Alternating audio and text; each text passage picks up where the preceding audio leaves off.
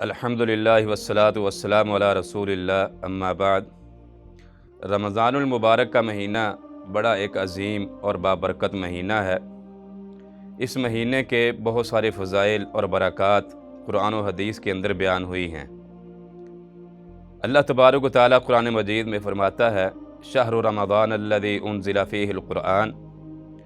یہ مہینہ وہ ہے کہ جس مہینے کے اندر قرآن کا نزول ہوا ہے۔ رسول اللہ صلی اللہ علیہ وسلم کی حدیث ہے، آپ علیہ السلام نے فرمایا اذا دخل رمضان فتحت ابواب الجنہ وغلقت ابواب جہنم وسلسلت الشیاطین۔ جب رمضان المبارک کا مہینہ شروع ہو جاتا ہے تو اللہ تبارک و تعالیٰ کی طرف سے جنت کے دروازے کھول دیے جاتے ہیں اور جہنم کے دروازے بند کر دیے جاتے ہیں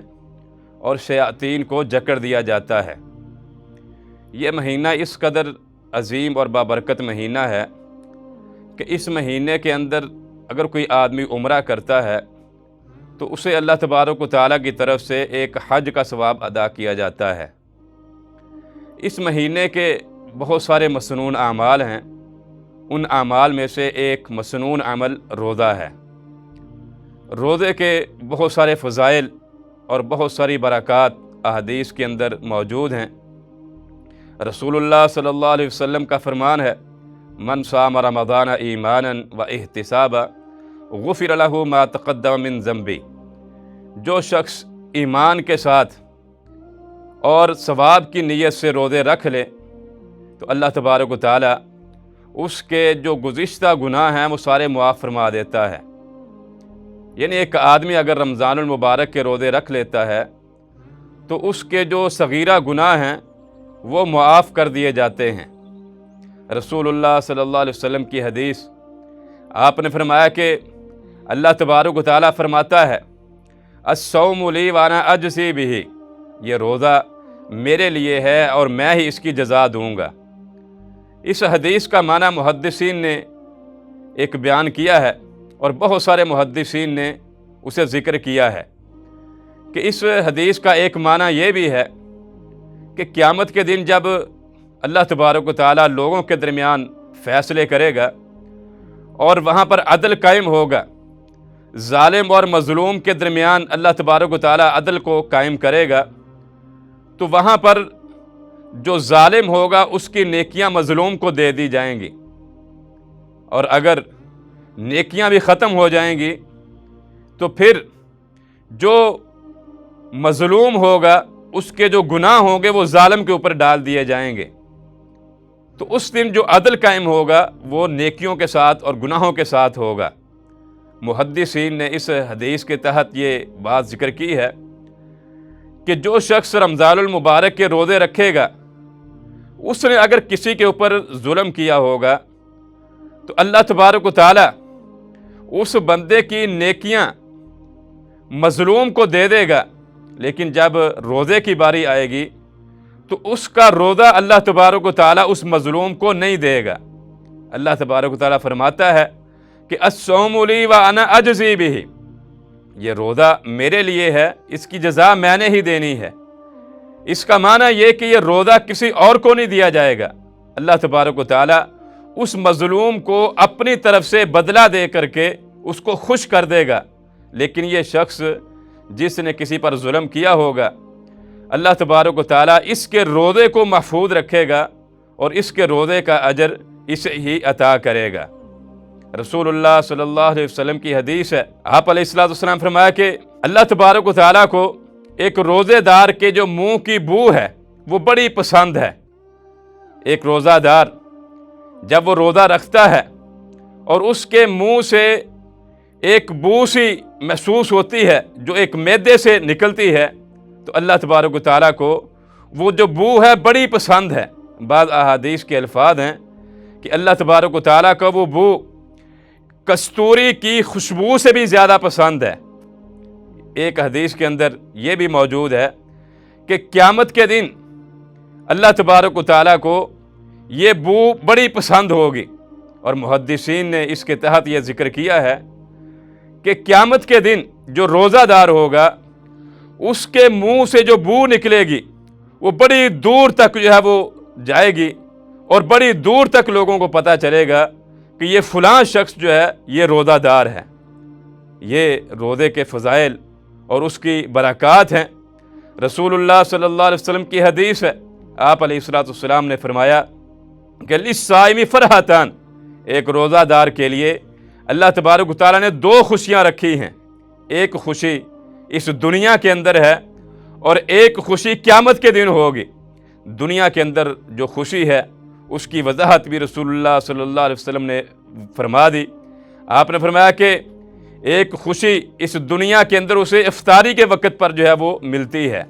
ایک افطاری کے وقت جب آدمی افطاری کے لیے بیٹھتا ہے، اس کے سامنے بڑی قسم کے کھانے موجود ہوتے ہیں اور وہ ان کھانوں کو دیکھ کر کے اپنے دل کے اندر بڑی خوشی محسوس کرتا ہے کہ اس نے سارے دن کی جو بھوک اور پیاس برداشت کی ہے، اب وہ یہ اللہ تبارک و تعالیٰ کی جو نعمتیں ہیں ان سے مستفید ہوگا اور اللہ تبارک و تعالیٰ کی یہ نعمتیں کھائے گا۔ یہ اس افطاری کے وقت کی خوشی ہے اور یہ ایک معنی ہے۔ اور دوسرا اس خوشی کا معنی یہ کہ رسول اللہ صلی اللہ علیہ وسلم کی حدیث ہے، آپ علیہ الصلوۃ والسلام نے فرمایا کہ اللہ تبارک و تعالیٰ ہر روز افطاری کے وقت، اور بعض روایات کے اندر یہ الفاظ ہیں کہ اللہ تبارک و تعالیٰ ہر روز رات کے وقت رمضان المبارک میں کچھ لوگوں کو جہنم سے آزاد کرتا ہے۔ اور چونکہ یہ مغرب کا جو وقت ہے یہ رات کی ابتدا ہے، اور یہ رات کی ابتدا کے وقت اللہ تبارک و تعالیٰ بہت سارے لوگوں کو جہنم سے آزاد کرتا ہے، تو یہ ایک خوشی کا موقع ہے ایک روزے دار کے لیے کہ وہ اس وقت یہ خوشی محسوس کرتا ہے کہ اللہ تبارک و تعالیٰ اس وقت اپنے بہت سارے بندوں کو جہنم سے آزاد کر رہا ہے، تو میں بھی ان لوگوں کے اندر شامل ہو جاؤں کہ جن لوگوں کو اللہ تبارک و تعالیٰ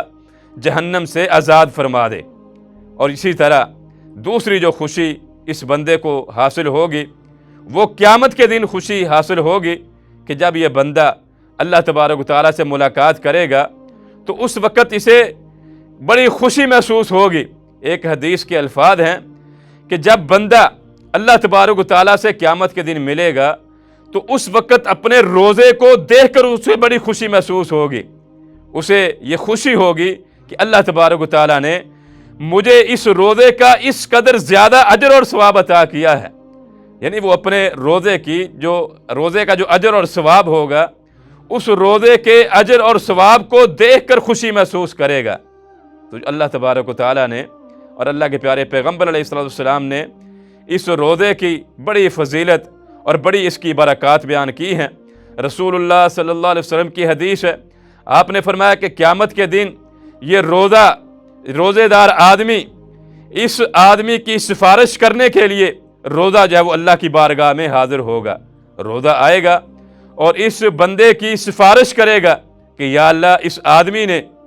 دنیا کے اندر میری وجہ سے بھوک اور پیاس برداشت کی تھی، لہذا آج میں اس کی سفارش کرتا ہوں کہ تو اس بندے کو اس بھوک اور پیاس کی وجہ سے معاف کر دے اور جنت میں داخل کر دے۔ تو یہ روزہ قیامت کے دن اس روزہ دار کے لیے سفارشی بن کر کے آئے گا۔ اللہ تبارک و تعالیٰ نے اور بھی اس روزے کے، اللہ کے پیارے پیغمبر نے اس روزے کے بڑے فضائل بیان کیے ہیں۔ رسول اللہ صلی اللہ علیہ وسلم کی حدیث ہے، آپ علیہ الصلوۃ والسلام نے فرمایا کہ اللہ تبارک و تعالیٰ نے جنت کے مختلف دروازے بنائے ہیں اور ان دروازوں میں سے ایک دروازے کا نام الریان رکھا ہے، اور وہ الریان دروازہ، اس دروازے میں سے صرف وہی لوگ داخل ہوں گے کہ جو اس دنیا کی زندگی کے اندر روزے رکھتے ہوں گے، جنہوں نے رمضان المبارک کے مہینے میں روزے رکھے ہوں گے۔ اللہ تبارک و تعالیٰ انہیں اس دروازے سے گزارے گا اور اس دروازے سے انہیں آواز دی جائے گی کہ روزے دار کہاں ہیں، وہ اس دروازے سے جنت میں داخل ہوں۔ آپ علیہ الصلوۃ والسلام نے فرمایا کہ اس دروازے سے صرف روزے دار داخل ہوں گے، اور پھر جب وہ سارے کے سارے روزے دار اس دروازے سے داخل ہو جائیں گے اس کے بعد اس دروازے کو بند کر دیا جائے گا اور پھر اس دروازے سے کسی کو گزرنے کی اجازت نہیں ہوگی۔ تو یہ تمام فضائل اور برکات اسی وقت ہم حاصل کر سکتے ہیں جب ہم روزہ رکھیں گے اور اس مہینے کے اندر روزوں کا اہتمام